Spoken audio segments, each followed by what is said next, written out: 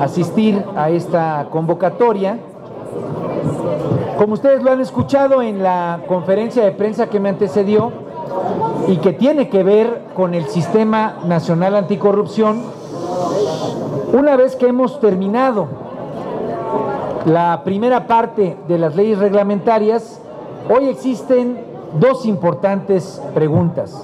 La primera es: ¿cómo vamos a garantizar que ese sistema que hoy ya tiene leyes robustas, cambio a la Constitución, nuevo marco institucional, empieza verdaderamente a funcionar? Y en eso no solamente es el tema de los recursos, que es fundamental, como ustedes lo han visto. El ejemplo de Puebla con Moreno Valle, solamente lo cito, es terrible. De 25 pesos que Moreno Valle le dedica al gasto en comunicación social, solamente le dedica 2 pesos al gasto en transparencia.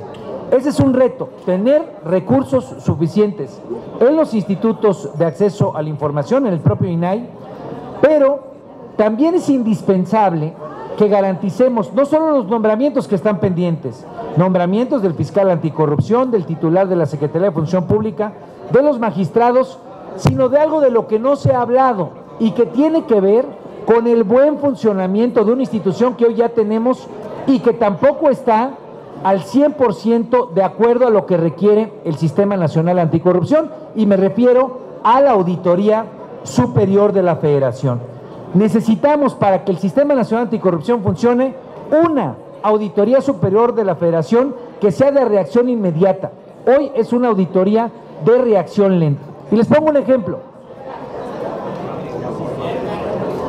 Si la Auditoría Superior de la Federación desde el 2011 detectó irregularidades, aquí vino el propio auditor en el 2016, 5 años después, a decir que desde el 2011 existían una serie de auditorías que no tenían comprobación en el caso de Veracruz, igual le podríamos poner la carita roja a Padres, porque Padres tenía también en Sonora señalamientos de parte de la Auditoría Superior de la Federación desde el 2011.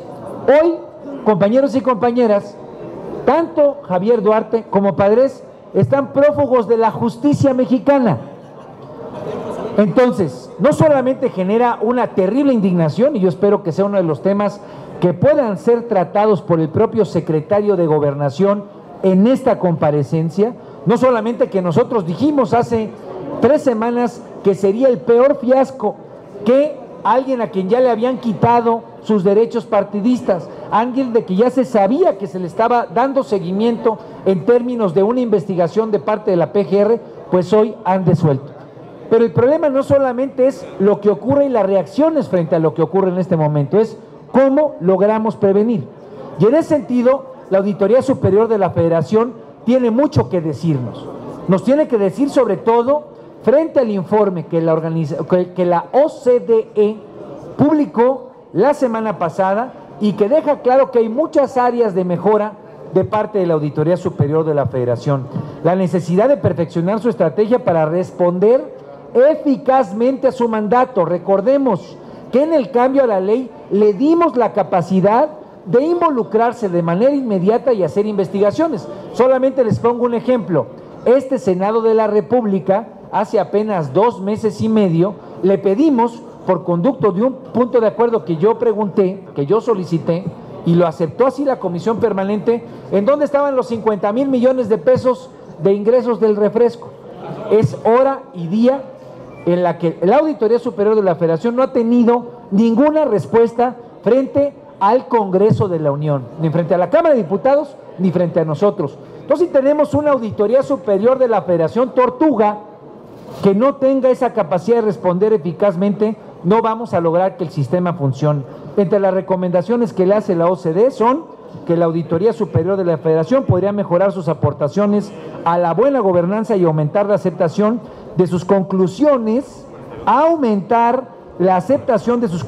y recomendaciones al mejorar la comunicación con el Congreso de la Unión y con el propio Sistema Nacional de Transparencia. Entonces, compañeros y compañeras, por eso este punto de acuerdo, que el Senado de la República solicite una reunión de trabajo a la auditoría. Hay muchas áreas de mejora. es un informe que hace un organismo internacional y sobre todo, ahora que estamos en esta necesidad de poner el nuevo fiscal anticorrupción, de tener un consejo consultivo del INAI, de demandar presupuesto, pues si una institución ya la tenemos completa, pues no la queremos que sea una institución que trabaje con tiempos mochos, que trabaje con velocidad de tortuga, sino queremos una institución que sea eficiente y que sea sólida. Estoy a sus órdenes si hay alguna pregunta. Por el momento no tenemos preguntas registradas, senador. Bueno, pues quiero avisarles solamente algo, porque hoy no presentamos ese punto de acuerdo. La semana que viene vamos a pedirle tanto al subsecretario Ruiz Cabañas como al que ahora ya no es embajador en la UNESCO, pero que lo fue, Andrés Ruemer, que vengan aquí al Senado de la República y que nos ayuden a desenredar este embrollo que lo que ha dejado es en evidencia que la política exterior anda por los suelos y no tiene rumbo. Es terrible, lo digo así, lo califico a título personal, que el Estado mexicano haya decidido, pues de manera tan laxa, tan poco clara, tan poco evidente, pues un tema que a final de cuentas nos deja más mal parados en la relación que tenemos con el Estado de Israel y su relación que tiene simbióticamente con los lugares santos. Ya tenemos preguntas, senador. Bueno, se me ocurrió eso por si es que había alguna pregunta. Sí, está Gerardo Montes primero del canal del Congreso. Gracias, senador. Me queda una duda. ¿Cuáles son esas recomendaciones que hace la OCDE o las áreas de oportunidad que tiene? ¿Y al Senado se le escapó regular o normar este tipo de cuestiones para la auditoría? Porque se supone que se iba a fortalecer la facultad de la auditoría con las reformas al Sistema Nacional Anticorrupción, senador.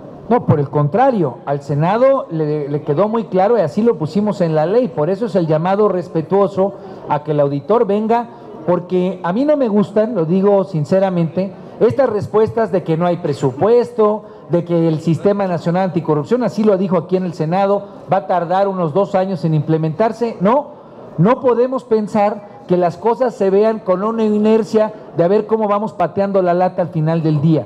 Entiendo que el auditor puede tener muchas responsabilidades, pero ahora tiene nuevas obligaciones constitucionales y legales. Y por eso, cuando con base en el Sistema Nacional de Fiscalización, este Senado de la República, representando al Congreso de la Unión, pide información, pues me parece que tiene que empezar a trabajar en una dinámica distinta, de tal forma que por eso la reunión de trabajo, ¿para qué?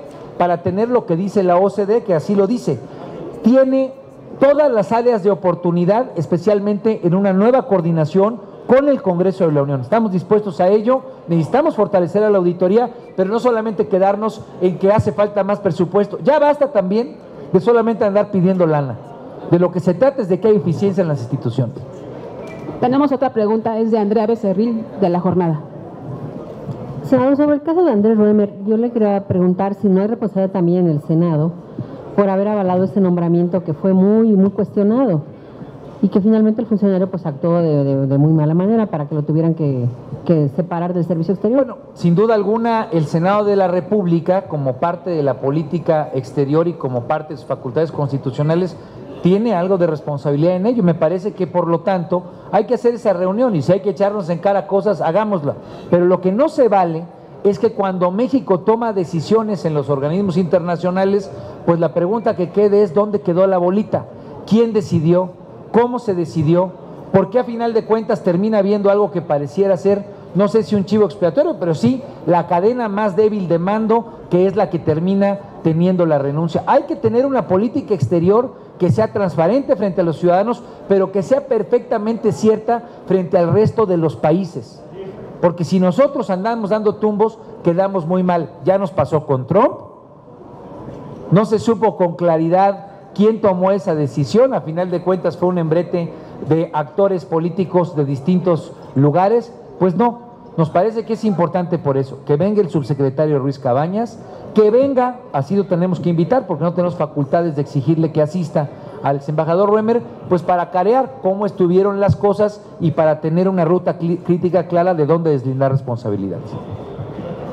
Le pregunta todavía a Vanessa Alemán, de IJS News. ¿Quién es el de la foto? Es la pregunta. No, a ese lo conocemos todos muy bien.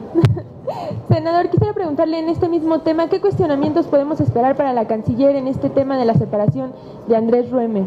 Bueno, yo comento que es importante, antes de que asista, pues hacer esta convocatoria al subsecretario y al propio ex embajador.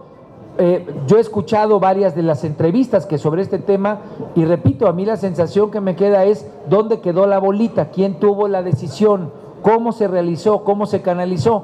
Me parece que no podemos permitir en este Senado, que tenemos la facultad constitucional de supervisar las relaciones exteriores, dejarlo solamente a una serie de preguntas que muchas veces en estas comparecencias pues terminan solamente como meros trámites. Tengamos la información previa, escuchemos al subsecretario Ruiz Cabañas, escuchemos, invitemos a Andrés Roemer y en esa información pues podremos tener mucha más claridad de cómo exigirle respuestas concretas a la canciller. Todavía, senador. La última pregunta es de Mari Carmen Arellano, de Ecos de México.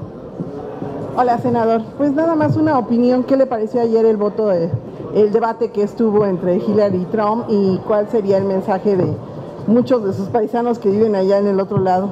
Bueno, yo creo que fue el peor de los tres debates. Regularmente en los debates que se hacen en Estados Unidos el último es el que pierde, que pierde interés, pero me parece que en la dinámica fue el que menos ánimo, el que menos atención generó.